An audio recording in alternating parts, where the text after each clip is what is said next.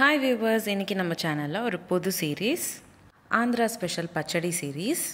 அதில் நம்ம முதல் வகையாக பார்க்க போகிறது ஆந்திரா ஸ்டைல் வெள்ளரிக்காய் பச்சடி. இந்த ரெசிபி சப்பாத்தி, தோசை, சாதம்னு எல்லாத்துக்கும் நல்லா இருக்கும். வாங்க பார்க்கலாம் எப்படி செய்கிறதுன்னு. முதல்ல இந்த மாதிரி இருக்கிற வெள்ளரிக்காவை எடுத்துக்கணும். நல்லா வாஷ் பண்ணிவிட்டு எல்லா பக்கமும் நல்லா தோல் சீவிக்கணும். நடுவில் இருக்கிற விதையெல்லாம் நீக்கி விட்டுடணும். முடிஞ்ச அளவுக்கு நல்ல பொடிசாக இந்த வெள்ளரிக்காயை நம்ம கட் பண்ணிக்கணும். இன்றைக்கி நான் சாப்பர் யூஸ் பண்ணி இந்த வெள்ளரிக்காவை நல்லா பொடிசாக கட் பண்ணிக்கிறேன். மறக்காமல் விதையெல்லாம் நீக்கிக்கிட்டு அப்புறமா நீங்கள் சாப்பரில் சேர்த்துக்கோங்க. இன்றைக்கி நான் உங்களுக்கு காமிக்க போகிற அளவு தாராளமாக 3 பேர் அளவுக்கு சாப்பிட முடியும். இன்றைக்கி நான் வெள்ளரிக்காய் ரொம்ப சின்ன சைஸில் இருக்கிற வெள்ளரிக்காவை எடுத்துக்கிட்டு நான் உங்களுக்கு இப்போது செஞ்சு காமிக்கிறேன். வெள்ளரிக்காயெலாம் நல்லா சாப் பண்ணக்கப்புறம் இந்த மாதிரி தான் இருக்கும். அடுத்து ஒரு பேனில் 20 ml போல் எண்ணெய் சேர்த்துக்கோங்க. இந்த பச்சடி நீங்கள் 2லேருந்து 3 நாள் வரைக்கும் ஸ்டோர் பண்ணி வச்சுக்கலாம் ஃப்ரிட்ஜில். அப்படி நீங்கள் ஸ்டோர் பண்ணிக்கிற மாதிரி இருந்தால் இன்னொரு 10 ml, அதாவது 30 ml எண்ணெய் சேர்த்துக்கோங்க. அடுத்து 1.5 டீஸ்பூன் உளுத்தம் பருப்பு, 1.5 டீஸ்பூன் தனியா, இந்த ரெண்டும் நல்லா பொன்னிறமாக வறுத்துக்கணும்.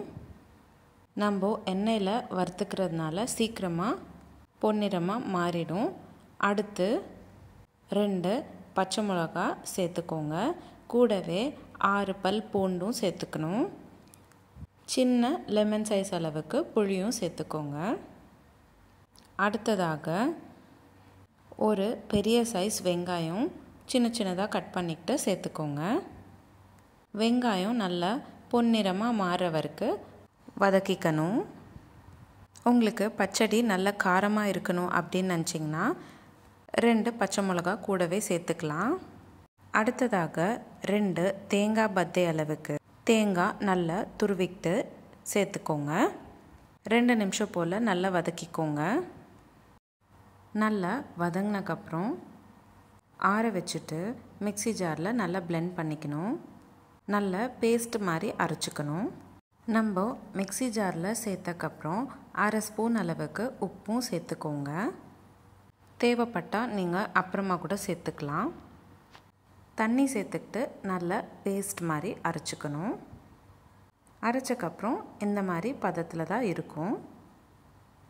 இப்போது அடுத்து ஒரு பேனில் 20 ml போல் எண்ணெய் சேர்த்துக்கோங்க. கூடவே 1/2 ஸ்பூன் அளவுக்கு கடுகு சேர்த்துக்கோங்க. 1/2 ஸ்பூன் சீரகமும் சேர்த்துக்கோங்க.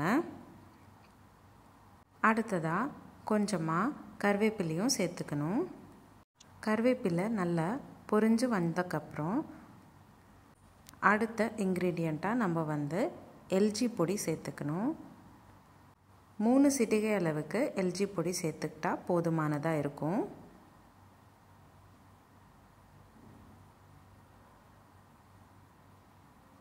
கூடவே 1/4 ஸ்பூன் மஞ்சத்தூளும் சேர்த்துக்கோங்க. ஒரு வாட்டி நல்லா கலந்து விட்டுக்கோங்க. அடுத்ததாக நம்ம செஞ்சு வச்சுருக்கிற பேஸ்ட்டை சேர்த்துக்கணும். தண்ணி எதுவும் சேர்க்காமல் சேர்த்துக்கோங்க. வெள்ளரிக்காய் நீர்க்காய் அப்படின்றதுனால நம்ம பேஸ்ட் சேர்க்கும்போது எக்ஸ்ட்ராவாக தண்ணி சேர்த்துக்கணும் அப்படின்ற அவசியம் வராது.